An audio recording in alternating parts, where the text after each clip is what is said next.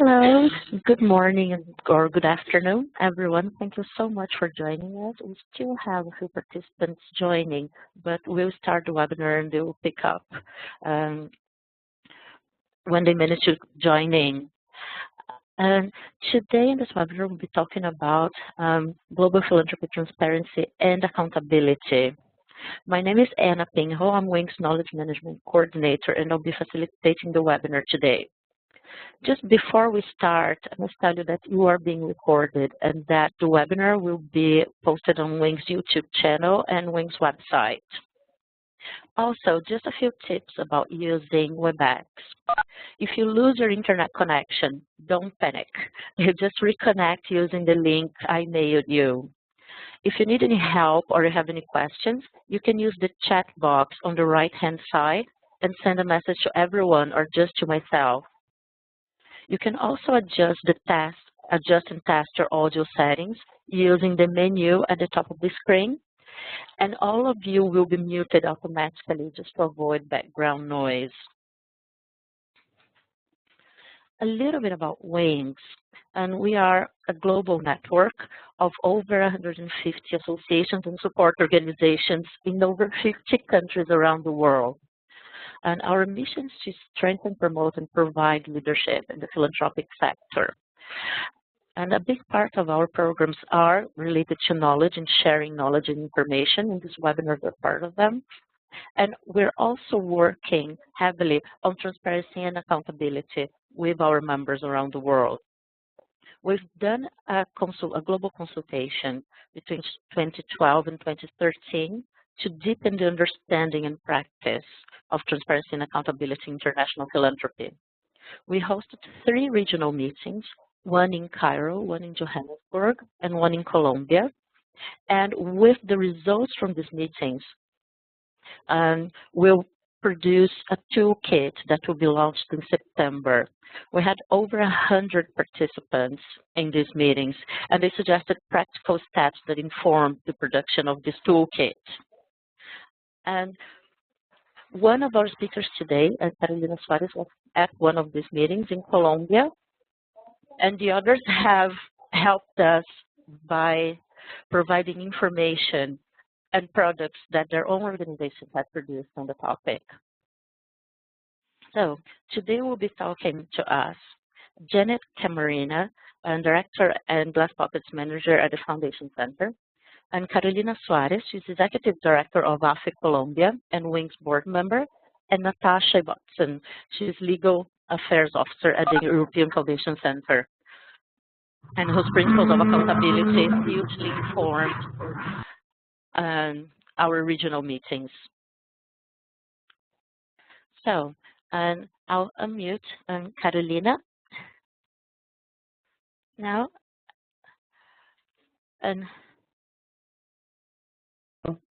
Thank you for this invitation, Anna.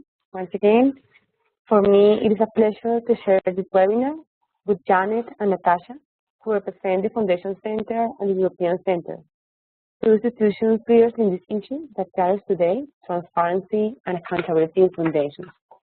We are convinced that transparency and accountability is a must, being this the focus of my presentation.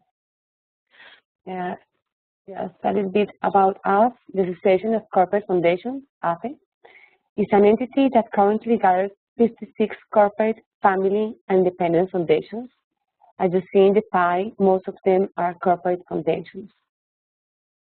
Our mission is to act as the spokesman of our members, as promoters of the improvement of their social management, by encouraging the coordination, cooperation, social innovation, and sharing of good practices among them, acting always with transparency in order to achieve greater impact in their interventions and contribute to social equity and sustainable development of Colombia.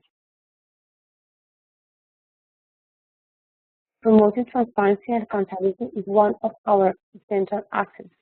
We are convinced that as leader foundations in our country, we need to be referral of transparency and accountability. Let's see what is our situation today in our country, in the middle of a universe of non-profit organizations. In Colombia, The number of non-profit organizations is unfortunately still unknown. Some estimate that we have approximately 100,000, but only a few are actually fulfilling their duty. In Bogota, for in case, there are more than 50,000 registered non-profit organizations, but only 70,000 are active. Here in Colombia, we are constantly accused of lacking transparency. We frequently witness cases such as those presented by the Secretary of Transparency, in which some entities called foundations use their name to incur in mismanagement of public funds. Last week, for example, we were victims as consequence of a public declaration from the former director of the Colombian National Tax and Customs Agency, who declared in the most important way, in an irresponsible way, that behind corruption is there almost always a foundation. So, by looking at the current situation regarding this situation, we are convinced that only when we can self-regulate, we will be able to demonstrate the great impact and will be able to completely fulfill our mission objectives. So the question is, what can we achieve with the proper transparency and accountability? As highlighted by the Istanbul Principle number 5, which states, civil society organizations are effective as development actors when they demonstrate a sustained organizational commitment to transparency, multiple accountability, and integrity in their internal operations. As non-profit organizations, we belong to the society. Civil society organizations belong to the society, and our resources, which may well originate from private funds, when transferred to the non-profit organization, ultimately become public assets. This is precisely why the tax legislations in acknowledging this public nature offer us a special tax regime. We are convinced that only when we can self-regulate it, we will be able to demonstrate the great impact and we will be able to completely fulfill our mission objectives. Either we regulate ourselves or regulations will be imposed upon us. But let's look at the current situation regarding the availability of the information. As an example, just the financial statements of our foundation. If you see the graphics, 2 out of 56 published on their webpage. Just 7 out of 56 published their management report on the web, and only 3 out of 56 physically published their management report. In terms of webpage, we are still learning. Of our 56 foundations, 9 don't have web pages. But if we compare this to the total number of foundations in Colombia, which adds up to more than 40,000, they are still scarce. The same thing happens with the contact information published on their web pages. It looks at the number. 37 show a physical address, 39 show a telephone number, and only 32 have an email as a contact information.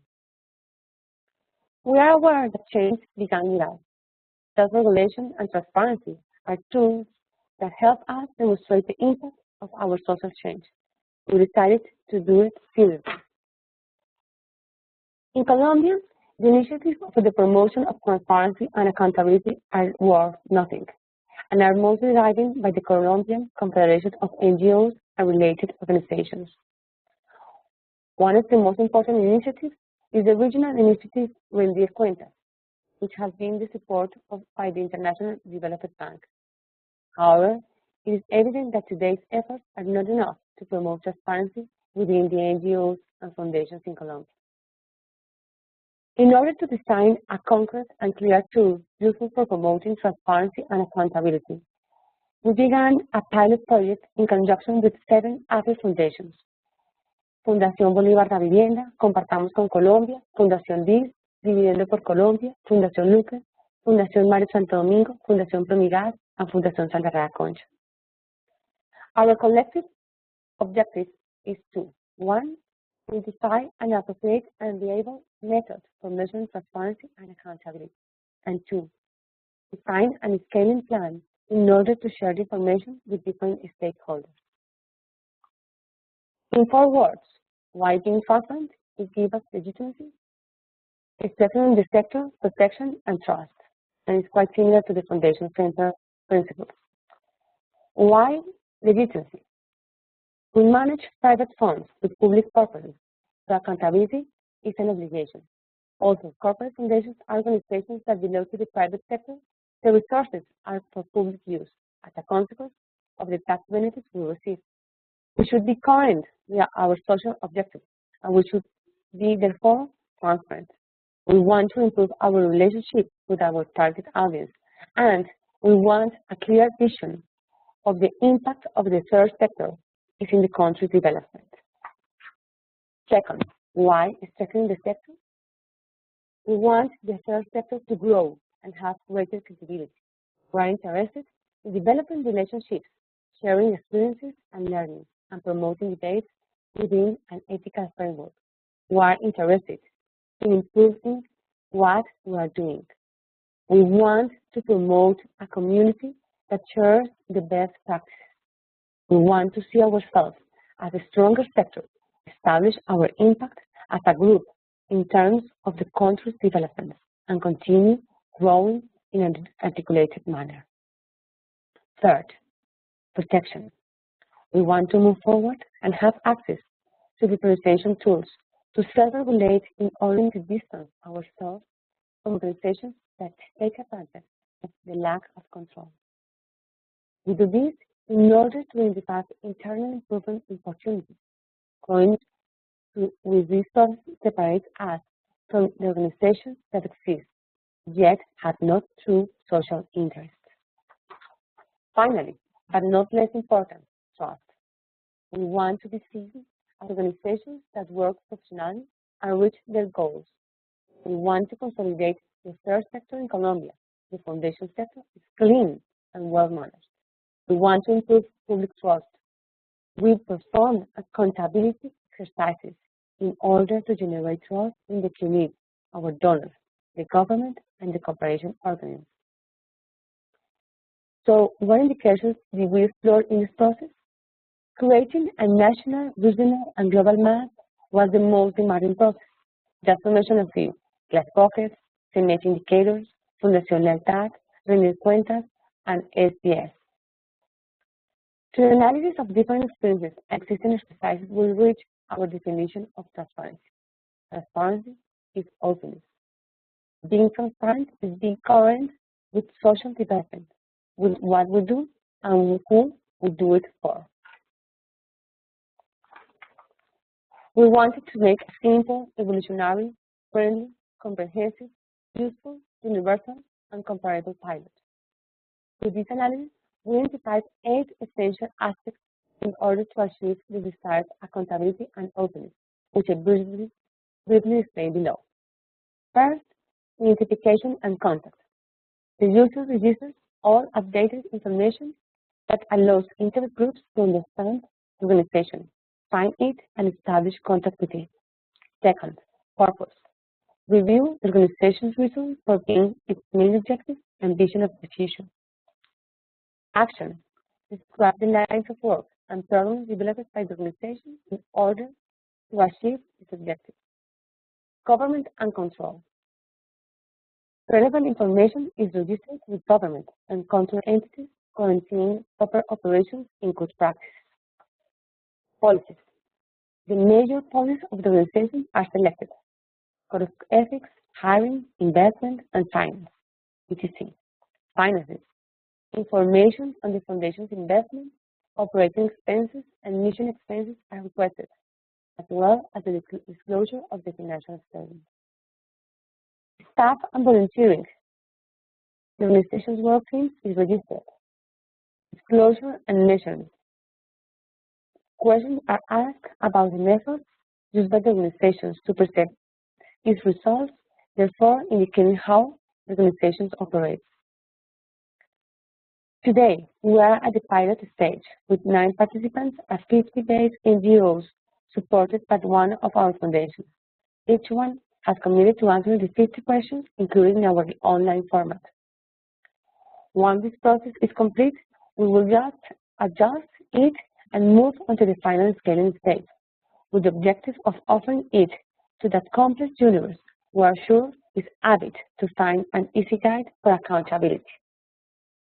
And just to finish this briefly presentation, transparency and accountability must be a priority for all non-profit organizations. Thank you very much. Thank you so much, Carolina, for the great presentation. And it really shows the importance of transparency and accountability when a government official comes out and say that foundations are behind corruption. So, as I said, auto-regulation, self-regulation is important. As if we don't start doing it, others might. Thank you so much. And I'll move on to Janet. Hi, Janet. Greetings. Thanks to everybody for taking time out of your schedules to learn more about what we're up to with Foundation Transparency. I just want to give a big thanks to Wings for including Glasspockets in today's call. I'm really delighted to share the stage with the good work that Maria Carolina, Suarez, and Natasha are doing on transparency and accountability. And for those of you not familiar with Glasspockets, I'll be sharing a little bit of framework.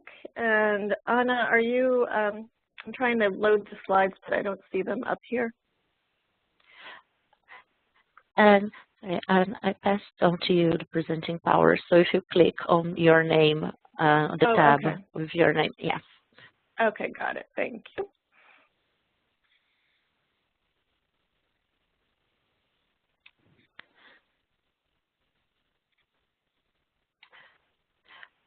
Oh, we still don't see it. Let me try to help. Okay. Great, thank you, Anna. So Glasspockets is a Foundation Center initiative and website launched in 2010, and it was designed to champion greater philanthropic transparency. In our time today, I'll be sharing some framing thoughts about transparency and then share some information from the new guide to transparency that we recently published, and then switch gears to give you a brief tour of the Glasspockets website so you can hopefully use our tools to help you in your work. The guide I'll be discussing was done in partnership with GrantCraft, and I want to start by pointing out that both GrantCraft and Glasspockets are services of the Foundation Center, which has 5 offices in the United States and more than 450 outposts called Foundation Information Network sites in the U.S. and around the world. Our mission is to strengthen the social sector by advancing knowledge about philanthropy in the U.S. and around the world, and many of our resources are available online as well as in our physical offices. The slide you're seeing here is the cover of our new guide, along with a handy infographic that takes you on a tour of the steps to greater funder transparency. The guide's title is Opening Up, Demystifying Funder Transparency, and it was just published in February as a collaboration, again, between GrantCraft and Glasspockets. GrantCraft is a free resource that taps the practical wisdom of funders from around the world to develop resources that improve the practice of philanthropy, and many of its resources are available in multiple languages at the grantcraft.org website. And again, Glasspockets is the website we developed specifically to encourage greater foundation transparency, particularly in an online world where everybody expects to be able to pull up the information they want the moment they want it in the mobile devices we all hold in the palm of our hands. So Glasspockets provides the data, resources, examples, and action steps to foundations, so foundations can be aware of what they need to be doing to be more transparent, particularly in today's landscape. Our research for the guide began with a survey sent to our GrantCraft list of philanthropy professionals around the world. And I was surprised by the level of participation. More than 750 people responded to the survey, and the results are posted on the GrantCraft website in full at grantcraft.org. We then used the survey results as well as research we've done over the years in Glasspockets to select 25 funders from around the world to interview. These funders represented a cross-section of foundations, large and small, private and community, and based in both cities and more rural areas from several countries. The interviews landed us in 5 major buckets of transparency that we used to structure the guide. So that graphic on the right kind of breaks down the chapter structure. So the first chapter is on sharing grantee selection processes and grantee data and how to open up that world. And then the second chapter is on sharing performance assessments, where you can learn about how sharing assessments promotes trust, credibility, and improved learning. The third chapter is on strengthening engagement with grantees and other nonprofits, and how transparency is really a tool to improve those relationships. The fourth chapter is on improving the practice of philanthropy, the idea being that when foundation staff are transparent in sharing their goals and lessons learned and challenges, they increase the overall impact and effectiveness of philanthropy. And lastly, we look at technology and how today you can communicate using many different platforms, and there's every opportunity to be more transparent. And we feature examples of how various communication outlets and strategies can further a funder's transparency efforts. In the time we have today, I'm going to share some highlights from 3 of the 5 chapters and then give you a brief overview of some of the resources on the Glasspockets website that might be helpful to your work. So the first thing we decided to do when we put the guide together was to create a definition for transparency. And what we kept encountering in our research is that funders who really are living up to being transparent really are operating in a mindset of openness. And so our definition is that a foundation that operates transparently is one that shares what it does, how it does it, and the difference that it makes in the world in a frank, easily accessible, and timely way. And so the image you're seeing here kind of captures all of these different threads of the definition. And as I mentioned, the structure of this presentation, we're going to look at each chapter in a little more detail. So this first section is on being transparent and opening up your grantee selection processes and data. And the reason we started there is we learned that because foundations must work in partnership with grantees, this is the logical first step, usually with foundations anyway. When they start thinking about what to put on a website, typically they put themselves in the shoes of their grantees and think what the grantee would want to know. And as we were interviewing people for the various case studies we used, we also encountered some myths that often act as barriers to transparency. So in this presentation, we'll review some of these myths because it does provide a good framework for the key points in the guide. And the first myth we encountered is transparency takes too much time away from the real work of the foundation.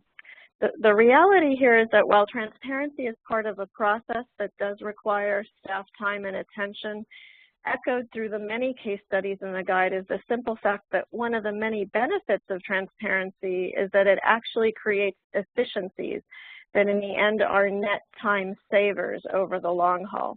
For example, in our first chapter on sharing grantee selection processes and grantee data, we feature a case study of the Open Estonia Foundation, which revealed that before posting detailed application guidelines on its website, more than half of the applications it received were not appropriate. But since they posted the guidelines in greater detail in 2009, that was reduced by more than 40%. Now only 10% of the applications they have to review are ineligible. So the bottom line is not that transparency takes too much time, but rather that transparency is simply part of doing an effective and efficient job as a grant maker, and one of the benefits is that it will save you time over the long haul. And some of the highlights from the first chapter, again, are that sharing insights about grantee selection processes are a logical first step, because grantees and applicants should be viewed as key partners in the work of the foundation.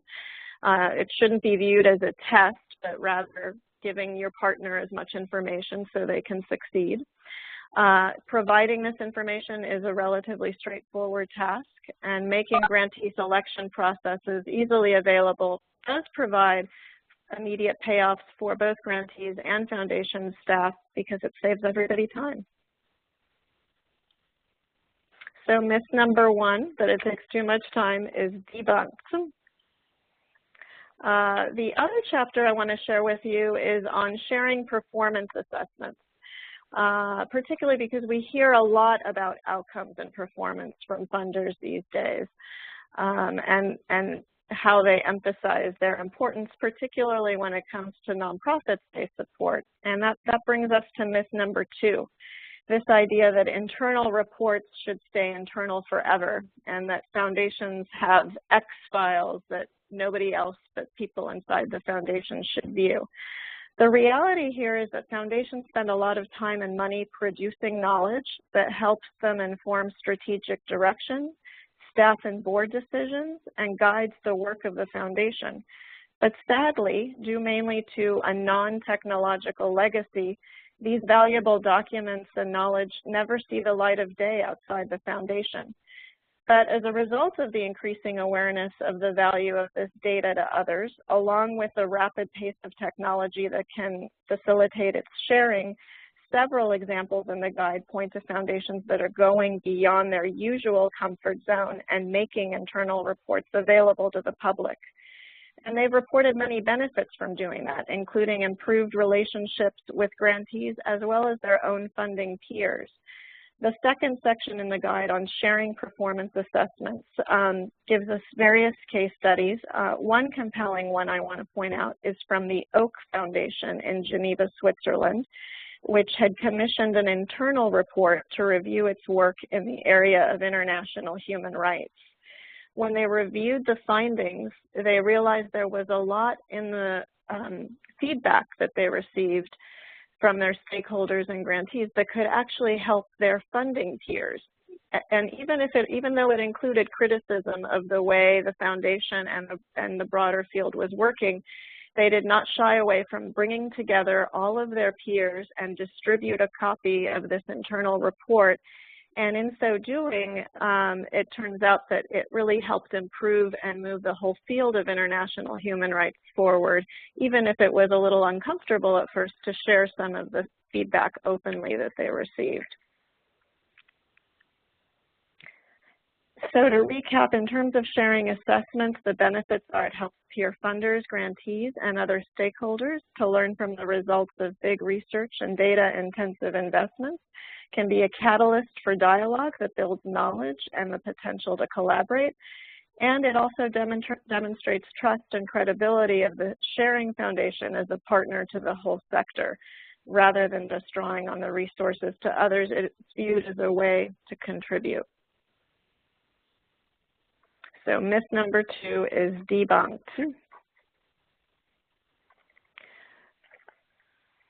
The third chapter I want to mention in today's call, it focuses on peers helping peers and improving the practice of philanthropy. And that brings me to another myth I want to share, which is that foundation transparency mainly benefits those outside the foundation world.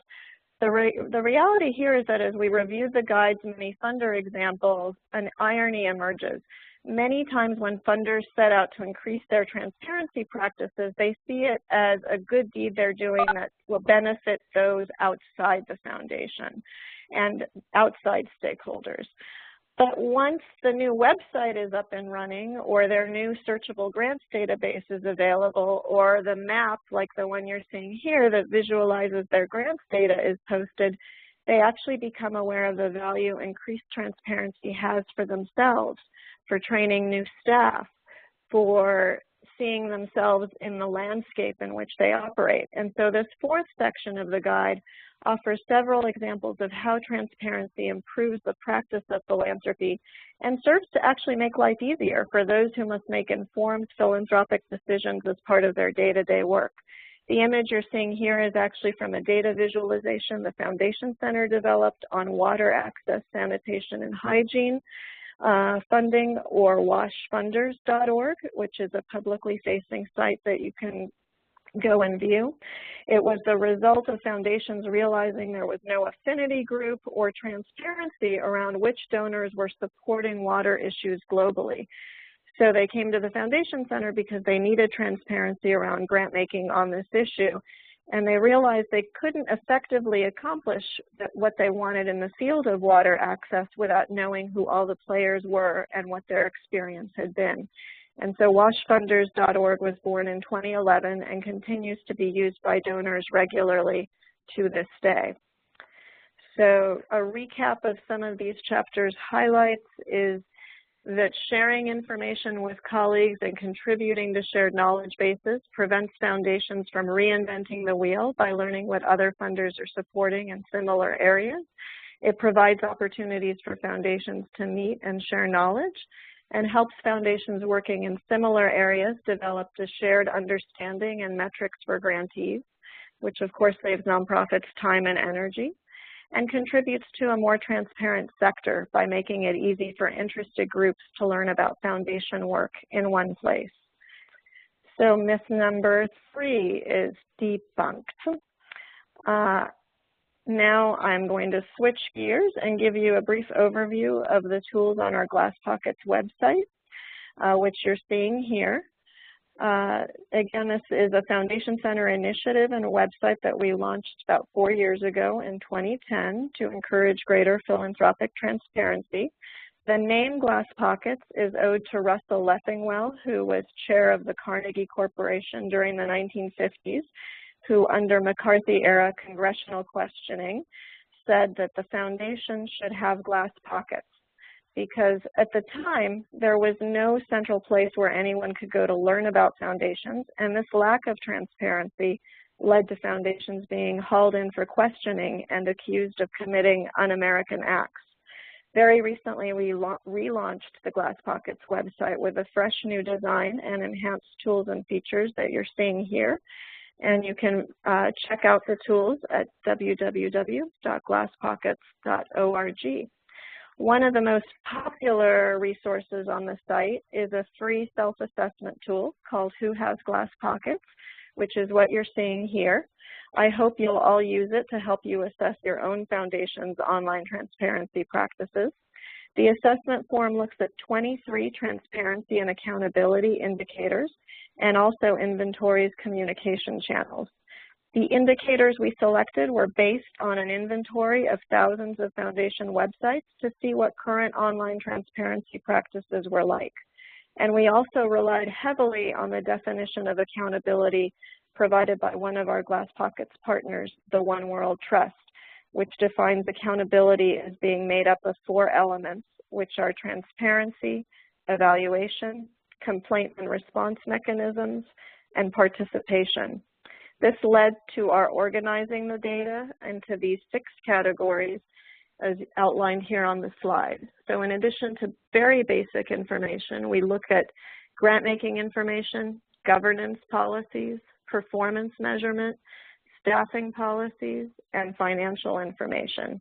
And on the new site, we improved on the old form by making this one searchable and interactive.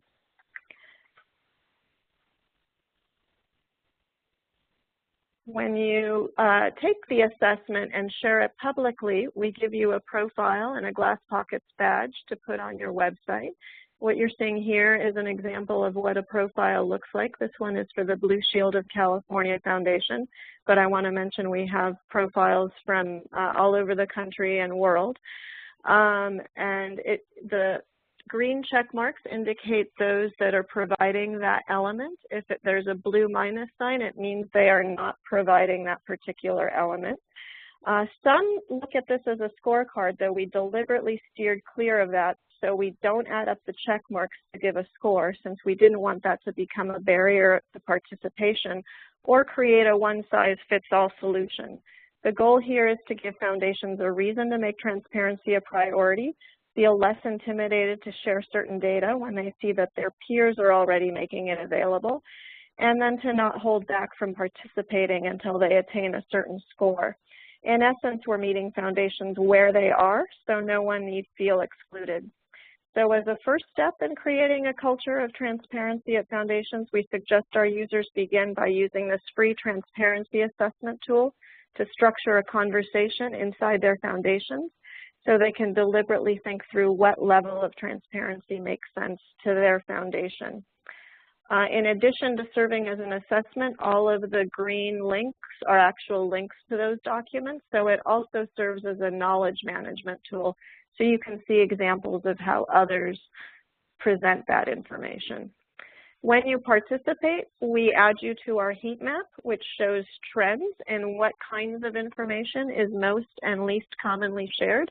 This is what we fondly refer to as the heat map. So everything in the red and orange categories is most commonly shared. The yellow is in the middle, and the blue and green is least commonly shared. So you'll see that boards of director lists, contact information, and mission statements are shared by most of the foundations that have taken and shared the assessment. And the process by which executive compensation is set, grantee feedback, and performance assessments are the types of data that are shared the least.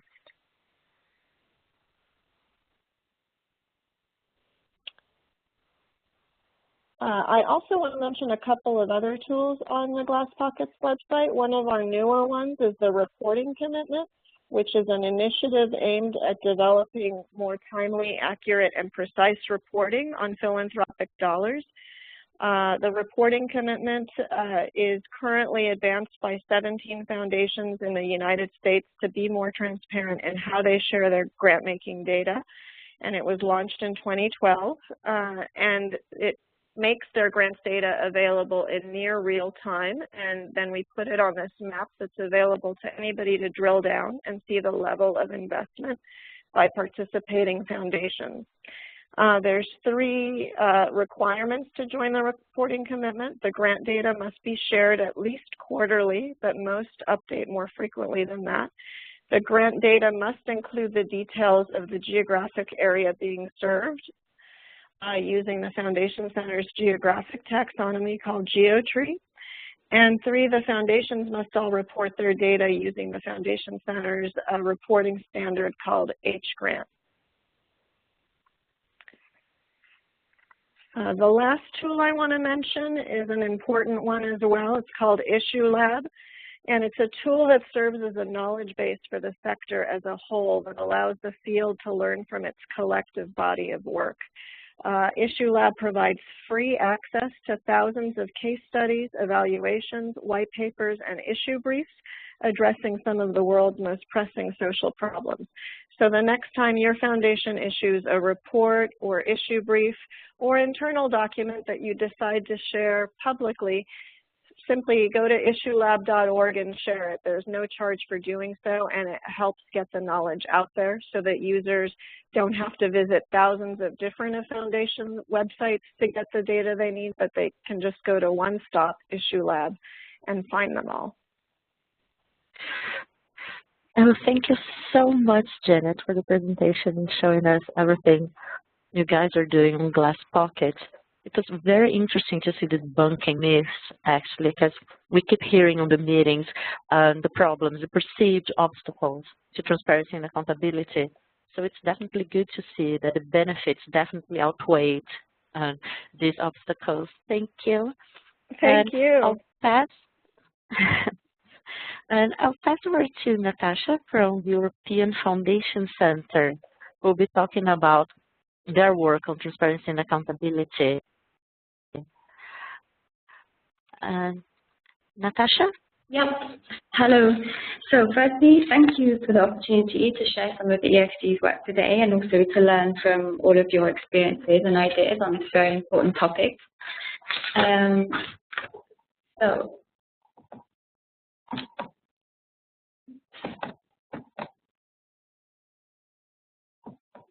do I have the power to change the slide?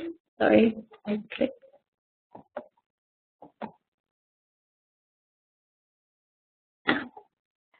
Okay, sorry, you should have that. Oh, thanks. Okay, so by way of introduction, the EFC is an international membership association of foundations and corporate funders, and our objectives are creating a better legal and fiscal environment for foundations, telling the story of European foundations, improving the sector's professional capacity, and building partnerships and networks. And it's probably clear from the beginning that transparency of foundations is an underlying principle informing our and our members' activities across all of those areas. So today, I'd like to share 2 items of EFC activities that focus explicitly on transparency.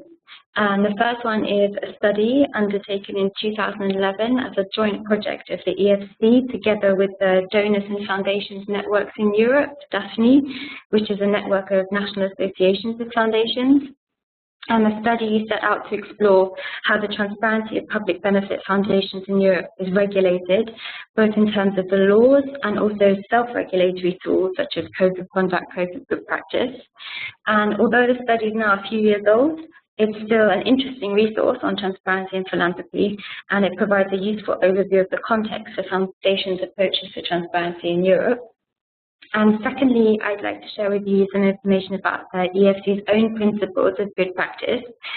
The principles have been very recently revised, and I hope that a quick look at both the process we undertook in revising them and also the work that we've now begun in bringing these new principles to life can be beneficial to today's discussion.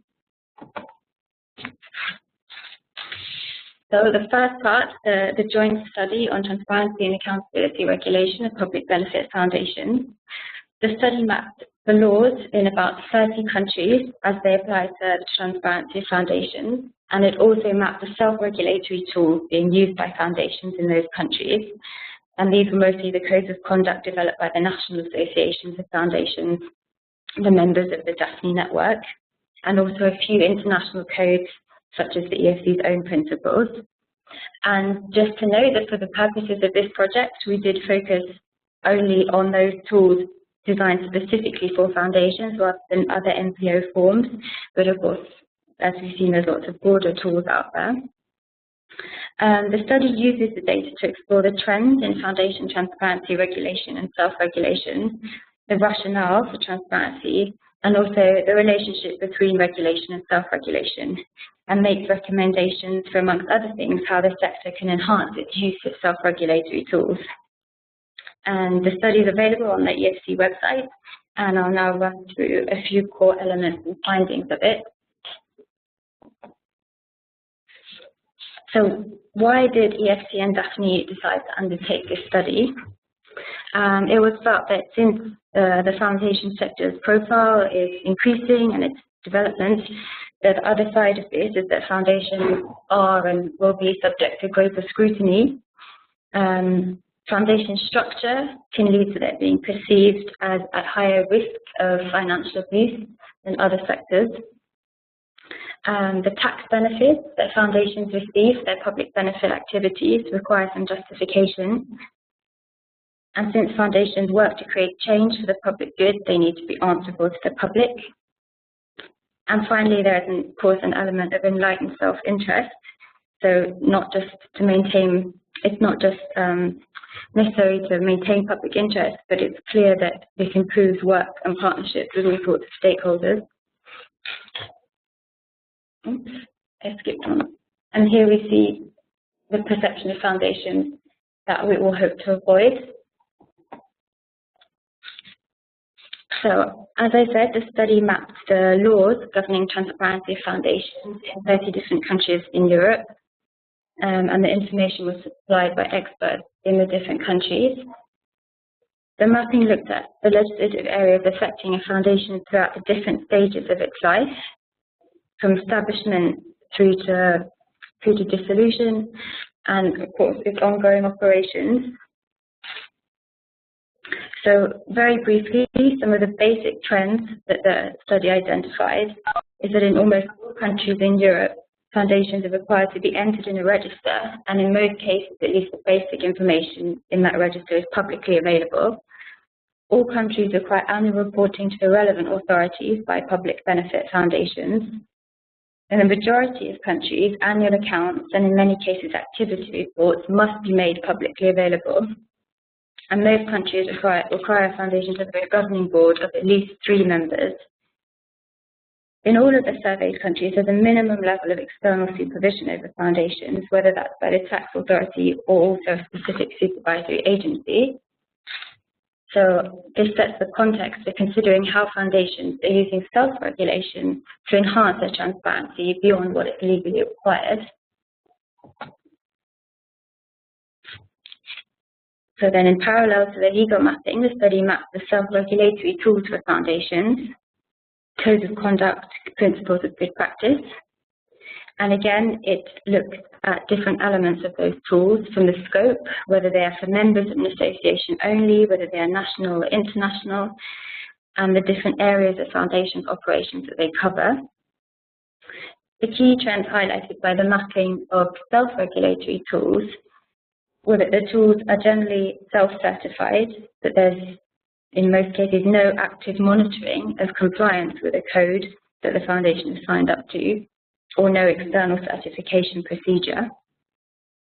In most cases, adherence to the code or principles does, however, form part of the membership declaration of a foundation being part of a particular association. And therefore, in most cases, the organizations signed up to a particular code are readily identifiable, since associations will be publishing lists of who their members are.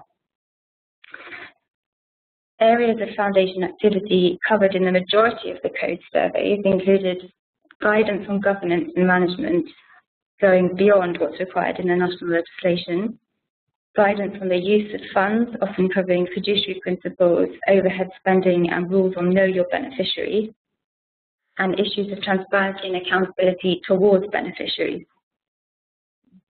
The study also looked at how the self-regulatory mechanisms are promoted and what impact they have. And not unsurprisingly, most, if not all, are promoted online as the key method of communication. However, it's clear that events and convenings are also playing an important role in fostering exchanges among adherents to codes of conduct. Regarding impact, although the data was limited, the general feeling among respondents to the study questionnaire was that the tools fulfill a multifaceted role. So they're not only important for countering abuse and answering calls from governments for increased transparency and accountability, but they also aid organizational development and support effective relationship building. So they are in turn granting increased legitimacy and accountability, and improving the image of both the individual organizations and the sector more widely.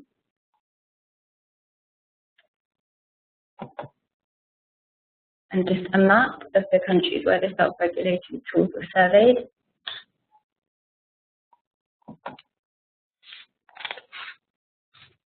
And here are some key conclusions from that study. So as you see, the conclusions considered also the regulatory framework in the European context. So it was concluded that there was no need for a specific European regulation on transparency and accountability for public benefit organizations. And while there were no major systemic gaps in the rules in place for foundations, it's clear that in some countries there would be areas for improvement in the way that the laws are applied, such as ensuring that public access to foundation data is genuinely effective and that the reporting is effective as well. And I think the key thing here is that the notion of transparency as an ongoing process and not simply a goal to be attained or a box to be ticked.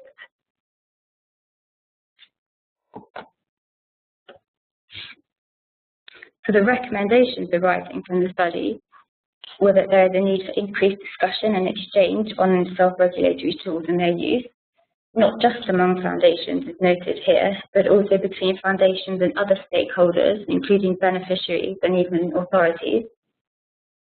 Umbrella organisations have a key role to play in this, and they can help their members to use self-regulatory mechanisms in a more effective way.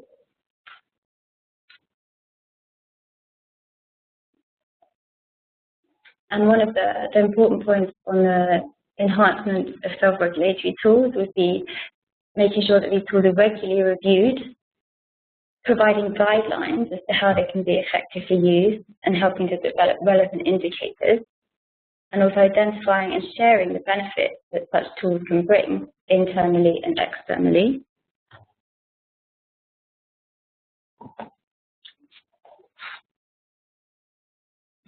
And the second item that I'd like to share with you today is the EFC's own principles of good practice. As I said, these have been revised during the last 18 months, and the new principles were adopted by the EFC membership in May this year. So the aim of this review was essentially to strengthen and also to bring to life the principles. The review was a member-led and participatory process. It was conducted at the instigation of our members, and it was also led by a task force of members. The review included a monitoring exercise to determine if and how a sample of members were implementing the previous principles, and this was used to give a clearer understanding of where and how the principles could be improved. And a full consultation of the membership on the draft revised principles ahead of their adoption was conducted.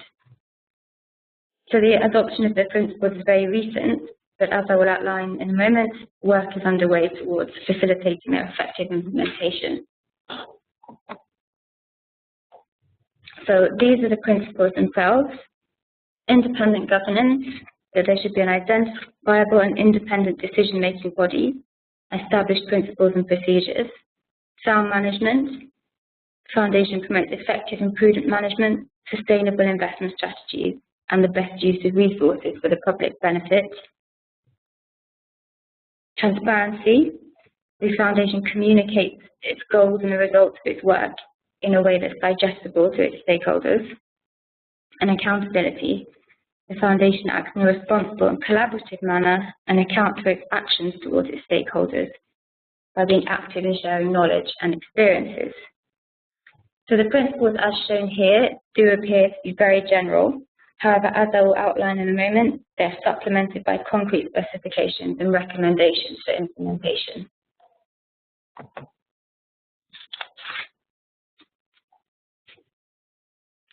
So these new principles are designed to support foundations in pursuing their public benefit purposes, to be a useful self-regulatory tool. The idea is that members will actually refer to them regularly and not just read and then shelve the document.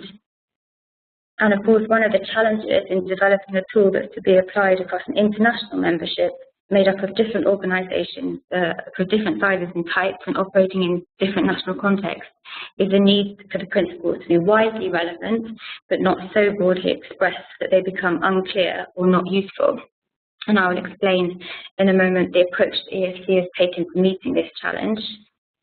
And most importantly, I think, is that we want to encourage members to really have the highest aspirations with regard to transparency and to find ways to raise the bar in the way that best meets their context and best supports their work.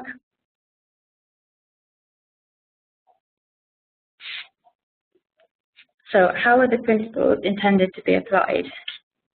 Each of the principles that you saw on the previous slide has been divided into two parts and supplemented with fundamentals, which are the basic actions that should already be part of the Foundation's activities, and recommendations, which are the aspirational standards that they can use to raise the bar in their practice. And in terms of making the principles accessible and applicable to such diverse organisations, we chose to use a comply-or-explain approach to express a shared commitment, but not a one-size-fits-all approach.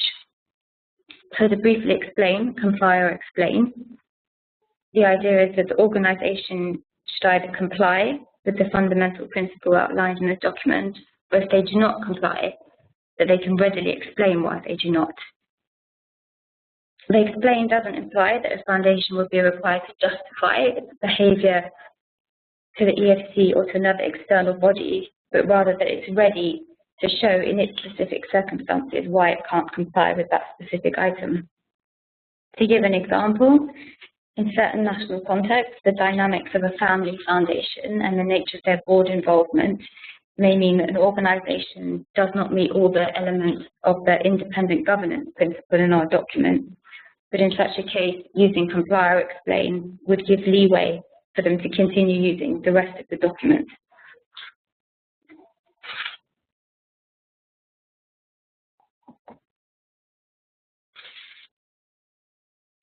So members are encouraged to integrate and creatively apply the standards and recommendations of their work to their work by using the principles regularly as a starting point for discussions in board meetings, challenging the staff internally to go beyond legal compliance in their day-to-day work, sharing the principles with their partners and grantees, not only to encourage basic best practice, but also to outline rules of engagement,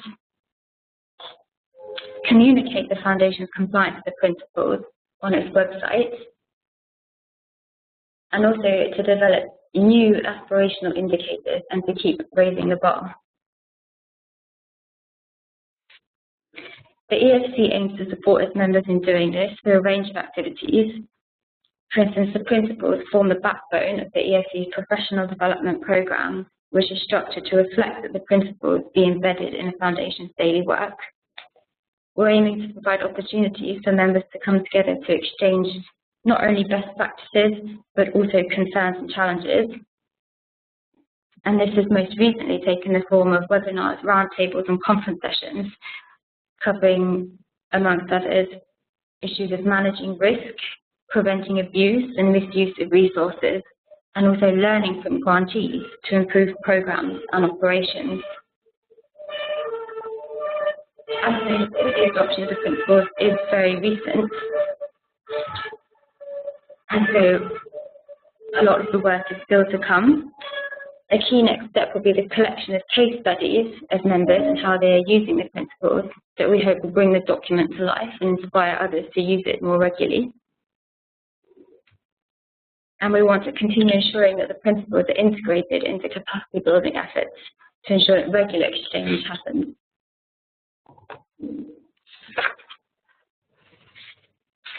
So that's all from me for the afternoon, and thank you very much. All of the materials that I've made reference to are available on the EFC website, and your comments, questions or suggestions on this work are always welcome.